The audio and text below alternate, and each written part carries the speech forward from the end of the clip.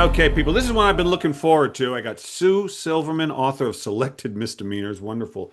And I've been looking forward to talking to you about this book since I dug into it and came across my shelf. First of all, how are you doing, Sue? How are you feeling? Good, very good. And it's really nice to meet you. So let's see. This book came out a couple weeks ago. Yeah. Yeah, well, September 1st, right? Yep. Uh, how's that? I mean, do you do a lot of stuff for it? Are you, besides talking to me, or did you talk to a few folks about it? How's that going? Yeah, now I've been doing a few podcasts and some workshops as well about writing more in general. Yeah. And yeah, it's been fun. It really has been great. I've been meeting some really nice, interesting people. It's always nice to hang out both with writers and with people who care about writers. Yeah. So, I'm with my people. Totally. It's true. This is, part of the reason I do these podcasts is I'm a writer too. And and I like talking to writers is you don't have to explain a lot of the mysteriousness of writing. You don't have to explain to the other writers. We take it for granted. You hear these things, they Yeah. come to you, you get in the zone. But I sometimes have to explain it to non-writers about what that Yeah, like is. what are we doing? Right. Yep. You're just Yeah. alone in a room. Oh yeah. No problem. Yeah. So, okay, this is book number 9. Yeah. And Yes. so like I said, and I did mean it when I've been looking forward to this since I dug into it when I first got it because it's a part of a genre of book that I am now moving into, which is, and I think you do it so well, and I think that for writers who write creative nonfiction, personal narrative, see, this is the thing. It's hard to come up because you can call it memoir, but that really doesn't do what it is. Right. Creative nonfiction really is the large umbrella which holds or refers to memoir, personal essay, flash essay. It's sort of like so the overall term is kind of creative nonfiction then. But it's Yeah. such a clunky word, like the novel, it's so You know what you're succinct, getting. just bang, and it has gravitas to it. And even the short Yeah. story has and a poem. But what's happening is people like you and me now are going into this new realm of art, and it's really making it art, and I think in the biggest sense, Oh take it to yeah. life. And what I really think it's aligned with. So I'm sorry, let me back up. So this book, it does tell kind of a story of Sue's life. She doesn't do it, but it's done in short pieces, and some are more traditional than others. But she lets herself play with form quite a bit in it. And it's very exciting to me as a reader and really also as a writer, honestly, Well, thank you. Yeah. because because I just remember, what it reminds me of, Sue, when I was, and I promise I'll let you talk, but this is, I get all excited, was when I was 22 or so, and I went to see some performance art, and it was pretty sloppy and insane and graphic, but I said, oh, you can just do whatever the hell you want up there. I wonder and I did some kind of experimental sketch comedy because of that, but for as bad as what I thought it was, and I did think it was pretty bad in a lot of ways, it gave me permission to do, like, there's a blank stage. What do you want to do on it? And I feel like that's kind of what I get excited about when I read your book. Here's the page, here's your life. How do you want to tell it? You don't just have to do it in the traditional sense. Does that resonate with you? Yeah, that totally resonates with me. I mean, because this is my ninth book, and I don't want to keep writing the same thing and Right. doing the same thing. And so I want to evolve as a writer. So Selected Misdemeanors is a collection of 71 short flash pieces but that also sort of have a unifying theme. So they do sort of all hold together thematically. Right. And yeah, and I mean, we're sort of kidding about the term creative nonfiction, but the nice thing about it is that it's such a wide open genre. I mean, you really can do about anything you want. I think that what started as memoir and has now begun evolving, really, I think its roots, what people like you are doing, what I'm doing, is in poetry. In that, because the poet usually takes their life on some level and then says, "Well, what do I want to do with it?" You can, because the poetry, the form is, and I think that's closer to what's happening, except there's a story of sort of happening as well. Does that resonate? Yeah, and in fact, I do write poetry as well, whereas I can't write fiction whatsoever. But I See, think, see, that's so yeah, interesting, but okay, keep going. yeah. So there is a connection between, I think, poetry and creative nonfiction. And I think the difference really is that in creative nonfiction, you do need some sort of more of an arc that does tell a Yeah, story. yeah, And so you know, poetry, it doesn't, you just sort of, a poem doesn't really mean anything. It just sort of feels something. You feel something. right. And so with creative nonfiction or with these flash essays, there is a bit of a narrative, and some are more narrative than Yeah, others. And so I think that that's the difference, but yet it still is such a wide open form that there is room to, write like speculative nonfiction where you're just sort of imagining events, sure. which is perfectly legitimate. The reader knows that, oh, she's imagining how Right, something might have been. right. And so you can be more experimental. Like in this collection, I have 13 photograph essays. So I know. I wasn't sure if I approved of it, but I was okay with it at first. I have a thing about never wanting to see pictures in memoir because I want to be able to just, because as soon as you show, but you know what? But I was okay with it because you were having so much fun with all the form. I Well, that's the went thing. for it. They were not photographs for the sake of a photograph. Like I Right, didn't need somebody to know what I look like at a certain stage of my life. They are photograph essays. right. So each photograph has a title, which is very long. Then there's the photograph, and then they're just three really short lines of text. So they're actually essays unto themselves. So, because I actually just to throw a photograph in, I've never done that in any of my other books at all because the words need to speak for I themselves. totally agree. I totally agree. But this, they are essays. So I thought, yeah, that's going to work because I'm making them essays. Yeah, it's I'm glad you approve. well, I just it's a thing that's evolved. I don't it's not something I've thought a lot about, but I realize if the writer is telling me a story about their life, I don't want to start because I want it to feel like fiction. I know it's not fiction, but I want it to feel like I want to approach it the way I do fiction. I don't want to start like and one of the things about work like your work, I have this definition of memoir and an autobiography, and you can steal this if you agree with it, which is it's a memoir if the reader doesn't care who the writer is.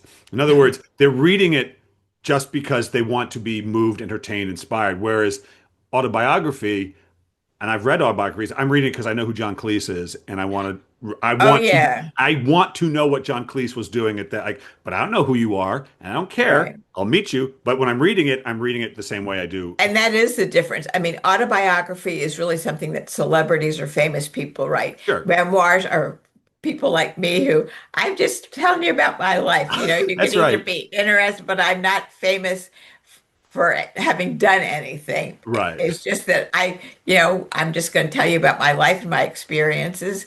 And it is sort of turning life into art. It's totally what it is. Yeah. And your books is a great example of that.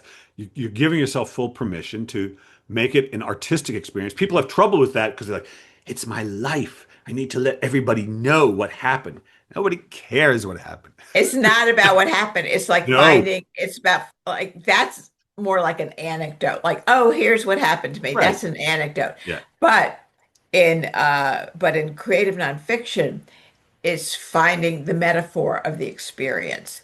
Yeah. And in Flash, what it is, it's sort of interesting. So Flash is a very small, they're short essays. So they're short, and the outside they're small, but in the inside, when you open it up metaphorically, it's vast. Absolutely. Absolutely. And I'll tell you, for a while I was writing for Author Magazine one essay a day, and they were 400 words. So I was doing one a day, and I let myself do them fast, but I was like, what can I really get done? Because sometimes they were reflecting on writing, and it was more like a true essay, but often they would drift into something else.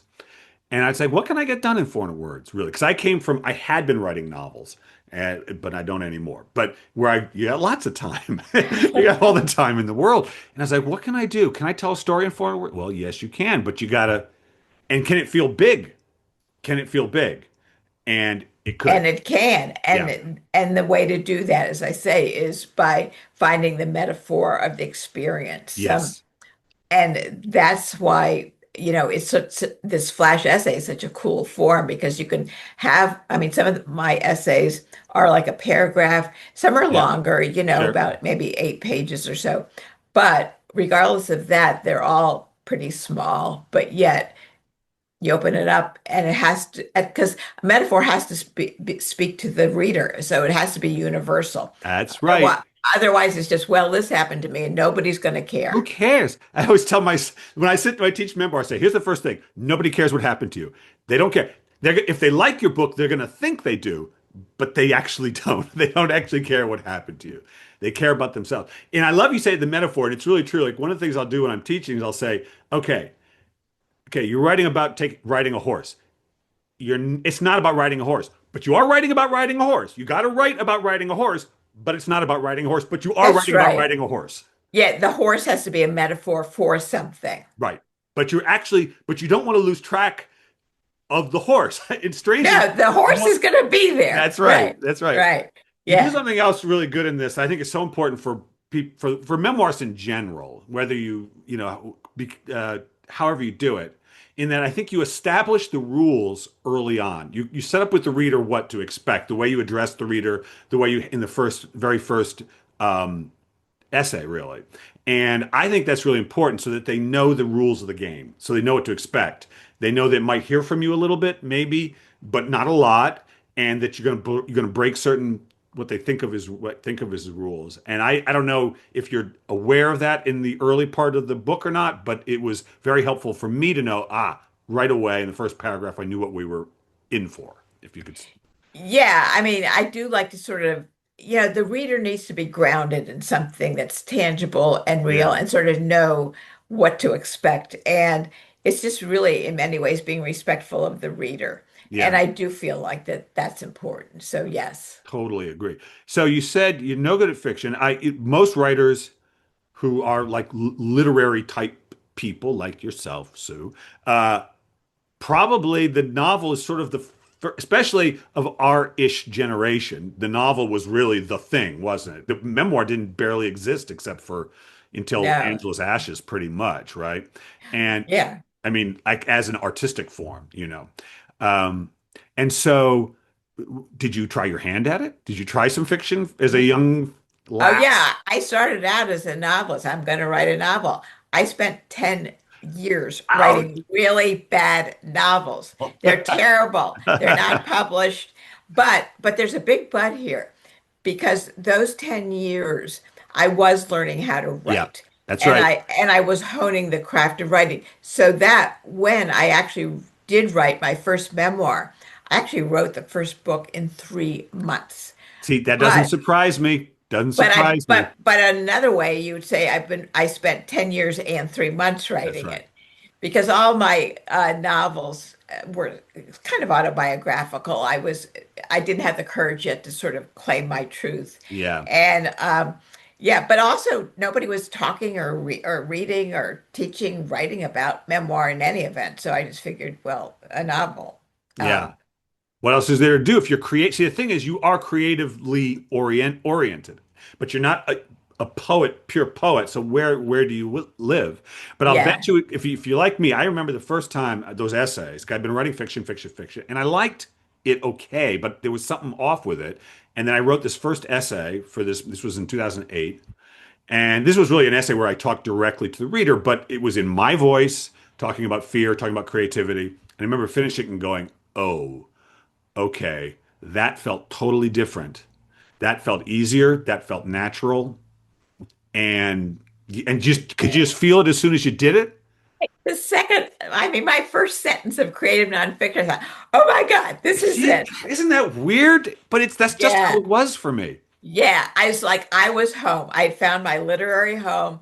I'm here to stay. Yes. Yeah. It was just like, oh, this is what writing Isn't it is. funny? Because I've tried to explain it, which is like, um, I feel there's something exciting about not being able to make something up in a way that I have to stick within what I think is the truth, that to Yeah. make it art. There's something profound about it to me and compelling. Whereas if I can make anything, I don't know. I don't want to knock novelists. Some of not my best friends are novelists, but to me there was something.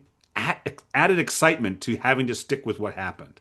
Well, there is, but it's more than what happened because it's also like when I start out writing, I don't know, like in terms of what actually happened. Yes, I know where I'm going to go, Right. but I don't know what I'm going to learn about That's right. myself.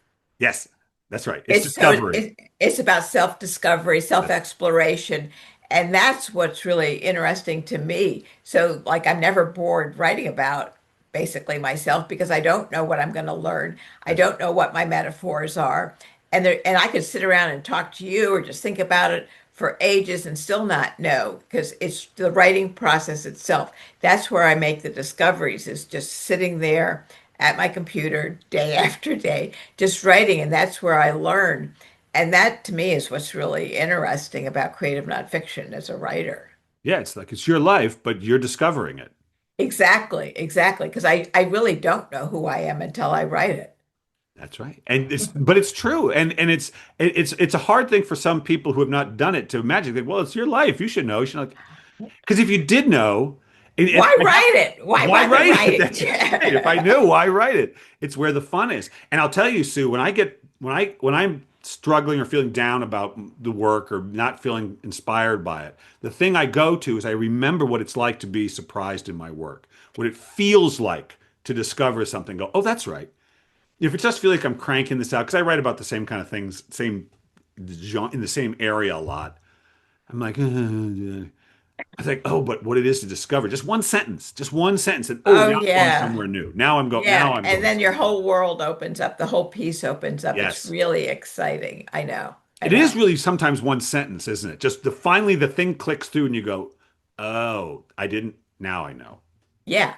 And then that's the time when you revise it so that everything kind of then speaks to what that one sentence is, so that that's how you can sort of form something that's very thematically congruent. Right. So, you play around with form a lot in this. And so, just as you discover the metaphor for the piece, how do you choose the form? I mean, I know you want the form choose itself, but do you ever say, you know what I'm going to try doing? I want to try doing this in a letter form. Or do you ever come in with an idea of something you want to play around with, or do you just let the thing Very take initiative? rarely, very rarely. Usually for me, writing creative nonfiction is kind of like following a whisper. And I Yeah. really let the words kind of tell me where they want to go.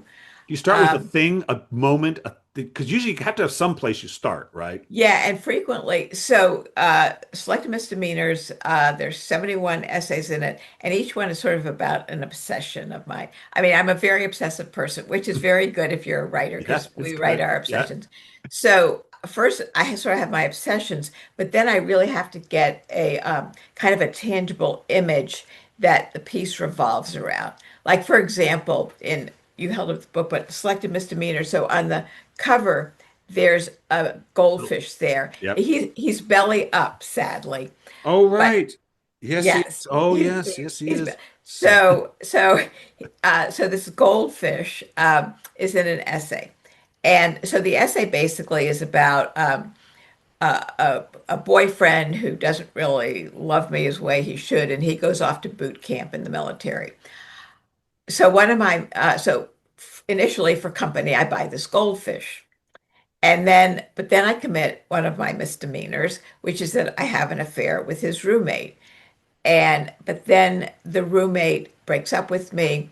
And then another misdemeanor is that I'm so distraught about that the poor little goldfish dies, for which I'm still mourning. And I know I really messed that up. However, that's just like the anecdote of what happened. But ultimately, draft after draft, I realized that this goldfish is a metaphor for loss, lack of love, betrayal, all of that. And so the goldfish, just this little, poor little goldfish, but it really has to hold this whole essay yeah, together yeah. because the goldfish. Okay, so I had this obsession with, these two men, and then there was this goldfish. So I had to find, well, what's the kind of Connecting the tissue there. yeah, what's Yeah. the image, the sensory image that can hold it together? And it turns out that it's this goldfish. And so that's the overriding metaphor. And the essay just wouldn't work without the goldfish. I mean, I had to have, because, we were talking about, the smallness of the piece, but the vastness of the inside, and the goldfish as metaphor becomes this universal image that, even though that say your boyfriend's never gone off to boot camp, you never had an affair with his roommate, and maybe you never even had a goldfish, but at some point in your life, chances are you have experienced loss Of or course. loss of love, Of course. betrayal, something like that. So that's where the reader, because this goldfish is now a metaphor and universal, that's where the reader then can enter into this essay and say, "Oh yeah, Right. I've experienced that feeling at some point in my That's life." all. That is always the job. It's always like sometimes I'll tell my students like, look, your job is say you're going to write about your relationship with your twin sister. Write it for someone who not only has never had a twin, but has never even had a sibling. Write it for an only That's right. child. And if they can understand it, don't write it just for the other twins in the world. It's not like, because that's where you find what it's really about, what it's actually about. Because That's I right. don't write about just people who look like me. I don't care who, Right. I'm hoping you will feel like it's your story no matter who you are. That's it. And the only way to do that is to write metaphorically, because Yeah, metaphors are universal. that's Like if right. I just said, okay, this happened with these two men and I'm sad and I feel lost, who cares? Right. Because those are abstract words, and a reader cannot feel an abstract word like loss or even love for that It's matter. true. So you have to have this tangible thing. In this case, it happens to be a goldfish. It's true. So you just said something really interesting, which is the word loss and love. They don't actually carry much weight all by themselves. It's like prove it. You loved her, you loved him, prove it. Like don't tell me you loved him. It's all show don't Yeah. tell, but really the word itself doesn't amount to much. No, it's completely abstract. I mean, that's why you have to find these sensory Something images, physical, something something physical. physical Yeah, that's outside. It's sort of counterintuitive, but you have to find something outside of yourself and describe it in such a way that it casts light on who you are inside. that's right. So that this goldfish is representative of my feelings of lost love and betrayal that then a reader would identify with. It's so true. It's such a beautiful thing. I feel like it teaches us. And also, doesn't it writing this kind of stuff? Because I write the things I was writing were really inspirational. In other words, inspirational in that I wanted people to feel better after they read it than before they did. Because I'm often writing for creative people saying, "Come on, don't worry, you can stay with it." So I'm often working with that. But I often, and I know you do too. You often write about things that didn't go so well. You got to write about those moments in your life where you're mad, you feel lost, you feel hurt. You always go to the problem, and it started changing my relationship to my problems because every day I was writing about something that had been a problem that I then turned and saw the value in.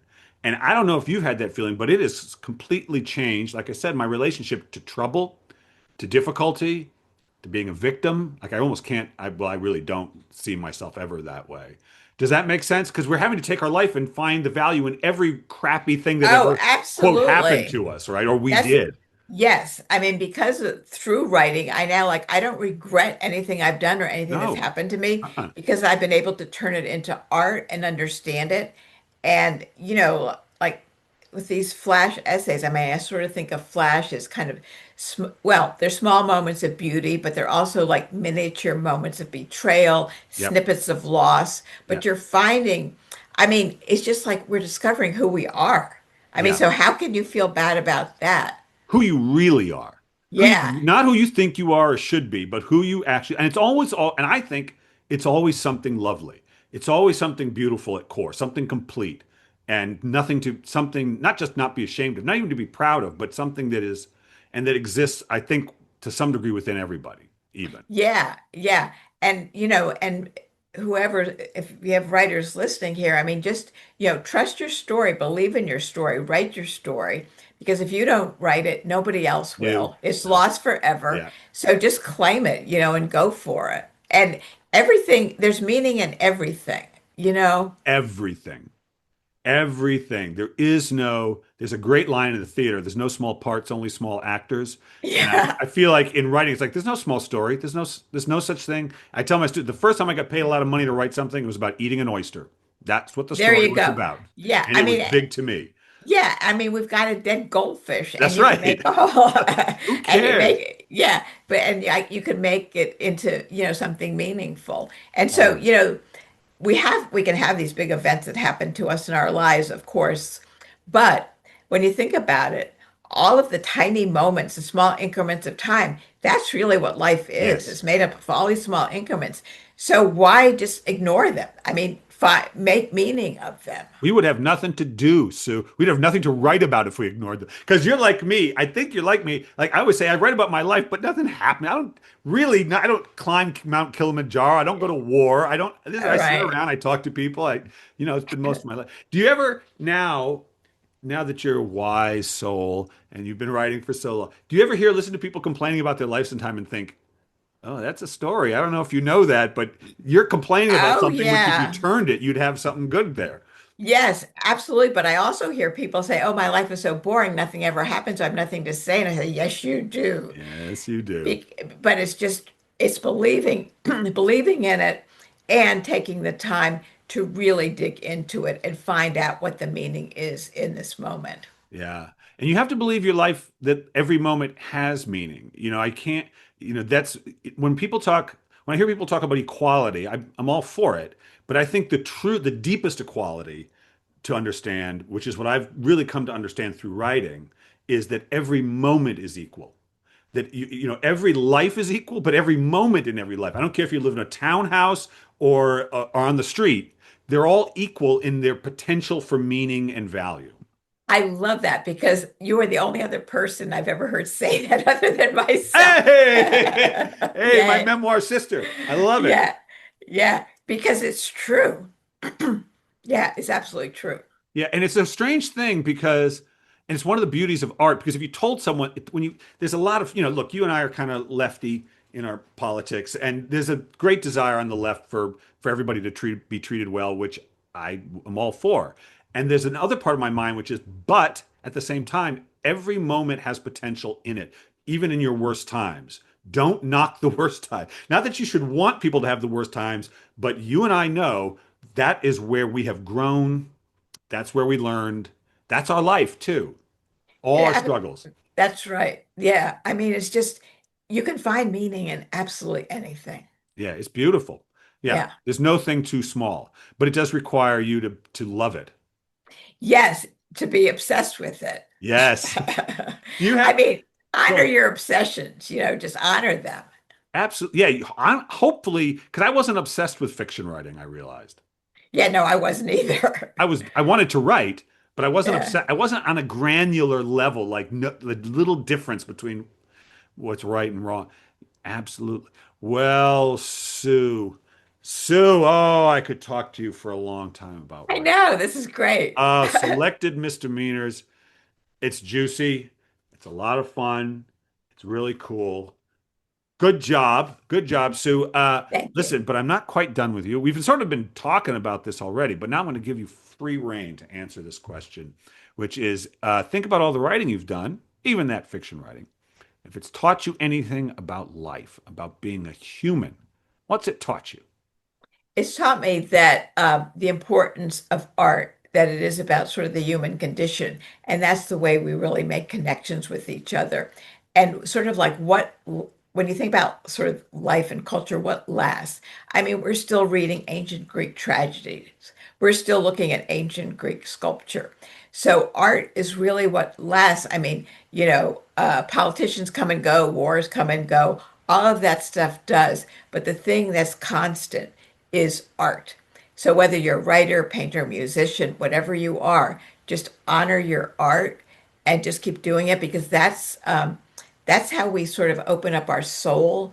And if I've opened up my soul, that means it's open to your soul, and that's how we make these human connections. So I just honor your art.